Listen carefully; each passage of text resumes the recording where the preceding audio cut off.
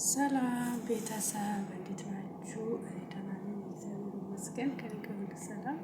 እንዴት ናችሁ? ውሎ ቆይታ ሁሉ መልካም። እንግዲህ እንደ እግዚአብሔር ፍቃድ እኔም ወደ እናንተ ተቀላቅያለሁ። በዚሁ ማታውቁኝ ስሜ ቤተልሔም ይባላል። እንደ ማንኛውም ሰው ዩቱብ ካፍቻለሁ ማለት ነው እና ዩቱቤም ቤተልሔም ብሩክ ይላል።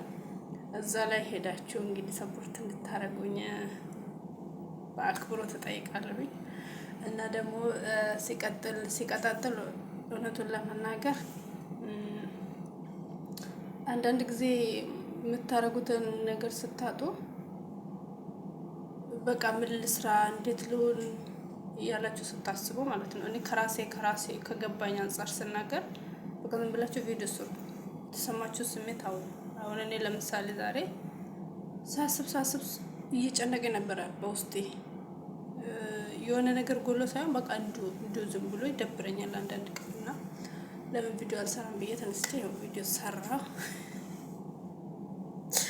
እና ዛሬ ውሎ የሚሆነው እንግዲህ ከቪዲዮ በኋላ የተወሰነ ስራዬን እየሰራሁ አሳልፋለሁ ማለት ነው። እና እንዳይደብራችሁ በርቱልኝ፣ ጠንክሩልኝ እላችኋለሁ። አሁን ያለሁት ክላሴ ውስጥ ነው። እንደ ማንኛውም ሰው ደግሞ እግዚአብሔር ካለ አንድ ቀን ሀገራችን እንደፈለግ የትም ደስ የሚል ቦታ አለ። እንደ የፍላጎታችን ሄደን ጥሩ ቪዲዮ እየቀረጽን ለመልቀቅ እና ካሁኑ ደግሞ ቤታችንን ማሳደግ አለብን። እኛ ካልሰራን፣ እኛ ካልጠነከር ያኔ ማንም ለኛ እንትን የሚል ስለሌለ ጠንክሩልኝ። በተለይ ከኔ በላይ ደካማ አለ ብዬ አላስብም። እውነት ለምን የሆነ ነገር ሰርቼ ያ ነገር ካልሆነ እኔ ቶሎ ምሰላች ሰው ነኝ ብዬ አስባለሁ። ግን ዛሬ ካልሆነ ነገ የሚሆን ነገር ነው ብሎ ማሰቡልህ ደግሞ አንድ ነገር ከያዙ ማስቀጠል ይደረስበታል ማለት ነው። ሀሳቤን ከወደዳችሁ ላይክ፣ ሼር፣ ሰብስክራይብ ማድረግ እንዳይረሳ። ቤቴ ላይክ አድርጉልኝ።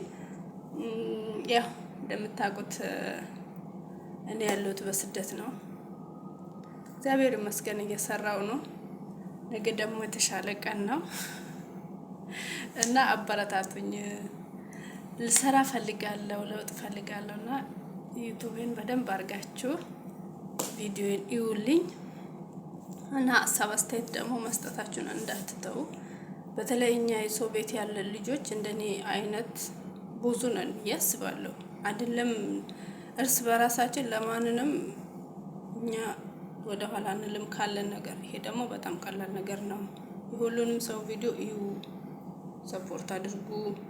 እናንተም ደግሞ ቪዲዮ እየሰራችሁ ልቀቁ።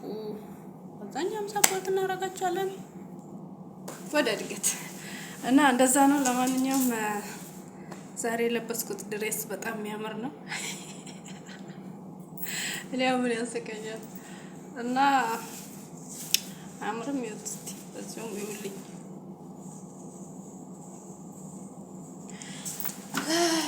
ሀሳቤን ጨርሻለሁ። ክላስ ይሄ መጀመሪያ ነው፣ ለዩቲዩብ ቪዲዮ መጀመሪያ ነው እና ጨርሻለሁ ሀሳቤን።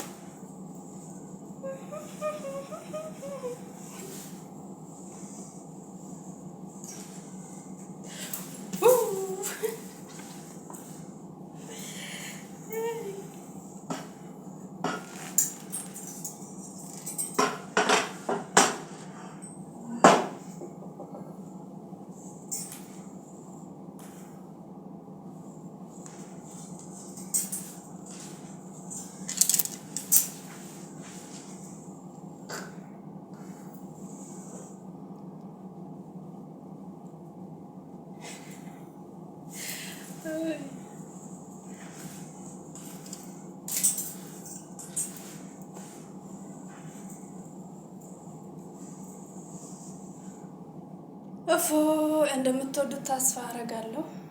መልካም ቀን፣ ደህና ዋሉልኝ። ወዳቻለሁ። ባይ ቻው።